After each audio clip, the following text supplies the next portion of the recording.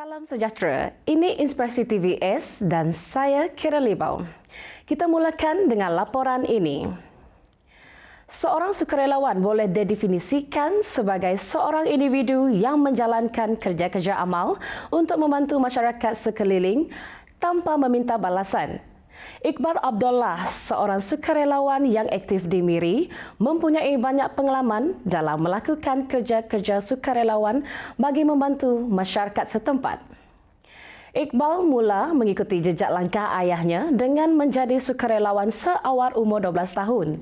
Meskipun menghadapi pelbagai cabaran, Iqbal tetap komited untuk menyumbang kepada masyarakat kerana baginya amalan yang baik pasti akan menerima balasan yang baik. Cabaran yang biasa yang akan saya dapat ialah kekangan kewangan, kekangan masa, kekangan tenaga. Malah ada ketikanya saya dicemooh, dipanggil orang gila, dipanggil orang bodoh. Ada tu diancam oleh beberapa agensi-agensi yang tidak bersetuju ataupun tidak suka apa yang saya lakukan. Ia tidak mudah. Wang ringgit banyak dikeluarkan. Contohnya apabila saya membuat kerja-kerja sukarelawan di luar Bandar Miri, tentulah banyak wang ringgit diperlukan untuk. Bukan itu sahaja, bagi meneruskan lagi legasinya, Iqbal turut menggalakkan anak-anaknya terlibat sekali agar mereka dapat mempelajari nilai kehidupan daripada kecil lagi. Dan kalau saya melakukan kerja-kerja sukarela berkaitan dengan alam sekitar, saya akan bawa mereka sebagai satu, mereka ada hands on, ada kerja yang mereka dapat lakukan dengan tangan mereka. Jadi mereka boleh nampak apa kesan sebelum dan selepas. Kalau saya bawa pergi untuk mengajar sekolah-sekolah di luar bandar, mereka akan jadi duta ataupun memberi pengaruh kepada rakan-rakan sebaya mereka. Iqbal juga menyeru agar generasi muda melibatkan diri dalam bidang kesukarelawanan. Kerana baginya, ia dapat membangunkan modal insan serta menerapkan nilai murni dan budi bahasa.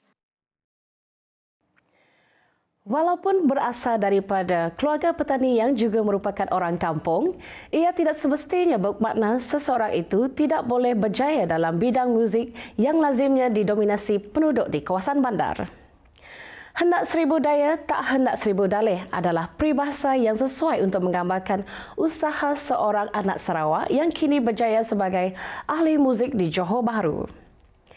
Joshua Sadam merupakan anak kelahiran Bauk, Sarawak yang berbangsa Bidayu. Beliau telah berjaya membuktikan dirinya dapat keluar daripada kepompong keluarga petani dan menjadi seseorang komposer muzik yang berjaya. Joshua berkata tempat yang sering dipilih untuk membuat persembahan suatu ketika dahulu adalah Castria Jamming Studio di Kubahria, Kuching, Sarawak. Di situlah Joshua berkumpul bersama kawan-kawan untuk berkongsi minatnya dalam bidang muzik. Kami seorang aja sebenarnya.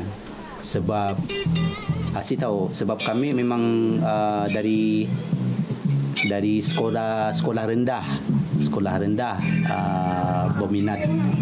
berminat main gitar macam ya. Tapi ialah minat kesia aja. Ialah orang kampung. Jadi amun kita minat dengan muzik pun dulu kita pun masa depan sebagai ahli muzik pun ialah sebagai orang kampung kita tu si terdedah dengan macam ni nyempun cara-cara nak jadi ahli muzik yang betul-betul. Kini Joshua bertugas di Radio Television Malaysia RTM Johor sebagai Ketua Kombo atau Penyelia Muzik RTM Johor Permata Selatan. Joshua sering mengetuai pemuzik konsert dan persembahan yang dianjurkan oleh kerajaan. Bercerita mengenai latar belakang Joshua, dirinya mendapat pendidikan formal tahap sijil pelajaran Malaysia SPM. Setelah tamat persekolahan, Joshua mula mengorak langkah dan meneruskan minatnya dalam bidang muzik dengan mengikuti program yang dilaksanakan di bawah Kementerian Pembangunan Sosial dan Pembangunan Urbanisasi pada tahun 1999 hingga 2003. Yang paling manis sebab kita mengiringi artis-artis kelahiran Sarawak. Dayang Nur Faiza, Hafiz. Jadi terasa dekat dengan kita pun ayalah, dengan kita pun kampung halaman. Di samping kita masa tu kita berkolaborasi dengan National Symphony Orchestra. Jadi di samping pengalaman baru bermain untuk satu produksi, satu konsert yang besar, di samping semua dengan pemuzik-pemuzik seluruh dunia, maksudnya. Walaupun tidak terlibat dengan muzik arus perdana, beliau sangat aktif mencipta lagu dan irama untuk stesen radio termasuk di Angkasa Puri. Tidak menang tangan. Itu adalah situasi setiap kali tibanya musim perayaan buat keluarga Kabilu apabila menyiapkan tempahan muruku.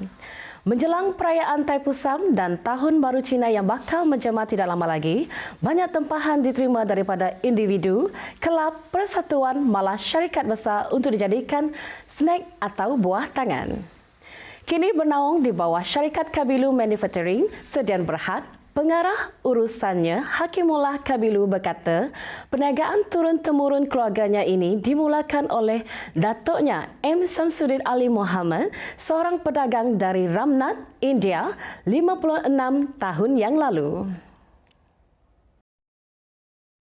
Memulakan perniagaan itu dekat panggung wayang, panggung Capitol, Paramount, Rex, Odeon sekarang ni, KT. So mereka menggunakan 3 roda sahaja. Tolak tu mereka buat dalam Tupperware macam tu. Mereka jual, mereka serve menggunakan kertas.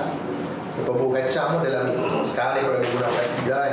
Dulu untuk menyimatkan kos, mereka pakai kertas macam ni, mereka gulung, guna paper lama, mereka buat kacang, mereka macam ni. So orang pergi orang wayang. Dulu tak ada popcorn mah. So orang makan benda ni ya. Katanya dari situ datuknya melihat pelbagai lapisan masyarakat membeli makanan ringan ini sebagai snack. Kisah perniagaan muruku di sekitar panggung wayang tidak terhenti di situ walaupun M. Syamsuddin dan peniaga-peniaga di sekitarnya diarahkan berpindah ke lorong kulit atau lebih dikenali sebagai rope walk apabila Kompleks Tun Abdul Razak Komta dibina pada tahun 1974. Hakimullah berkata, hingga kini keluarganya masih mengekalkan perniagaan di situ kerana penjualan muruku di lokasi itu sudah sebati dengan masyarakat yang berkunjung ke pasar pagi. Malah hingga kini keluarganya masih menerima kunjungan daripada pelanggan yang sama selepas bergenerasi lamanya. Kabilu, anak kedua daripada 5 adik-beradik, mengambil keputusan untuk mengubah resipi muruku ayahnya agar lebih sesuai dengan cita rasa masyarakat Malaysia kerana resipi asal yang digunakan sebelum itu tidak dapat dinikmati semua orang kerana terlalu pedas.